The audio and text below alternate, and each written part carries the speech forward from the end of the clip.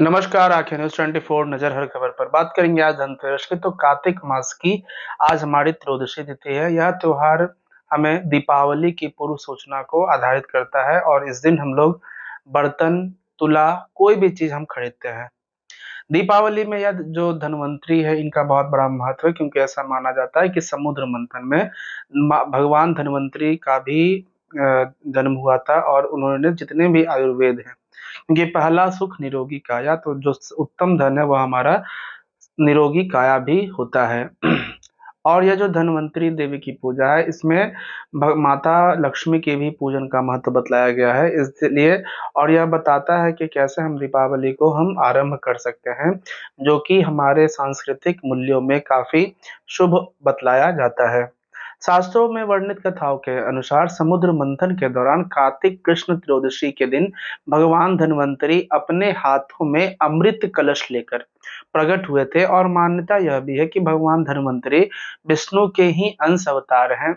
संसार में चिकित्सा विज्ञान के विस्तार और प्रसार के लिए भगवान विष्णु ने धन्वंतरी का अवतार लिया था, और जितने भी आयुर्वेद में जो रोगों से लड़ने की क्षमता है वह भगवान धन्वंतरी ने हमें दिया था, जिसके उपलक्ष्य में ही हम लोग धनतेरस का त्योहार यह मनाते हैं।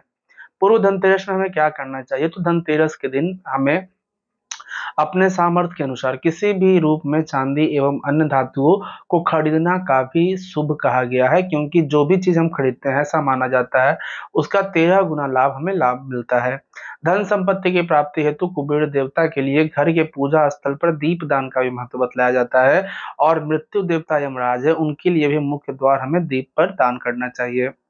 धनतेरस की पौराणिक कथा के अनुसार मानते हैं कि ऐसी हमारी कथाओं में वर्णित किया गया है, हमारे पुराणों में, वेदों में, कि कार्तिक कृष्ण त्रयोदशी के दिन देवताओं के कार्य में बाधा डालने के कारण भगवान विष्णु ने असुरों की के जो गुरु हैं शुक्राचार्य की एक आंख फोड़ दी थी। कथा के अनुसार माना जाता है कि देवताओं को राजा बलि के भय से मुक्ति दिलाने के लिए भगवान विष्णु ने वामन अवतार लिया और राजा बलि के यज्ञ स्थल पर पहुंच गए। शुक्राचार्य ने वामन रूप में भगवान विष्णु को पहचान लिया और राजा बलि से आग्रह किया कि वामन कुछ भी मांगे, इन्हें इनकार नहीं करना है। तो वामन साक्षात भगवान विष्णु के ही अवतार थे, तो देवताओं की सहायता के लिए जो आए थे वह उनसे छीनने के लिए पहुंचे थे। बलि ने शुक्राचार्य की बात नहीं मानी। वामन भगवान द्वारा मांगी गई 3 पग भूमि दान करने के लिए कमंडल से जल लेकर संकल्प लेने लगे। बलि को दान करने से रोकने के लिए शुक्राचार्य राजा बलि के कमंडल में लघु रूप धारण करके प्रवेश कर गया। इससे जो कमंडल से जल निकलने का मार्ग ही बंद हो गया। शुक्राचार्य ने बहुत प्रयत्न किया कि ऐसा न हो, लेकिन वामन भगवान शुक्राचार्य के चाल को समझ गए। भगवान वामन ने अपने हाथ में रखे हुए कुशा को कमंडल में ऐसे रखा कि शुक्राचार्य की एक आंख ही फूट गई। शुक्राचार्य छटपटाकर कमंडल से निकल गए, जिसके बाद से बलि ने 3 पग भूमि दान करने का संकल्प ले लिया।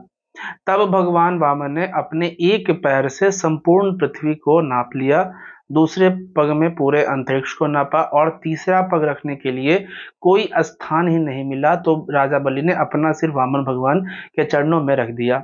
बलि ने दान में अपना सब कुछ गवा बैठा। इस तरह बलि के भय से देवताओं को मुक्ति मिल पाई, और बलि ने जो भी धन संपत्ति देवताओं से छीन ली थी उससे कई गुना धन संपत्ति देवताओं को प्राप्त हो गई।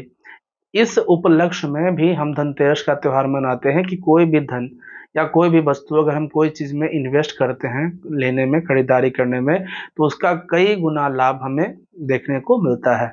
तो इस धनतेरस आप भी बहुत सारी चीजों की खरीदारी करें। झाड़ू, तुला के हिसाब से कहा गया है कि जो भी हमारी वस्तु है वह आपको निश्चित ही मिलना चाहिए, यानी कोई भी धातु से बने हुए सिक्के, जैसे सोने के सिक्के, चांदी के सिक्के, लोहे के सिक्के, आपको घर में जरूर लाना चाहिए। माता लक्ष्मी कुबेर की विशेष पूजा अर्चना भी करना हमारे दर्शकों के लिए काफी शुभ होगा। नमस्कार, धन्यवाद। ओम नमो भगवते वासुदेवाय नमः। जय माता लक्ष्मी।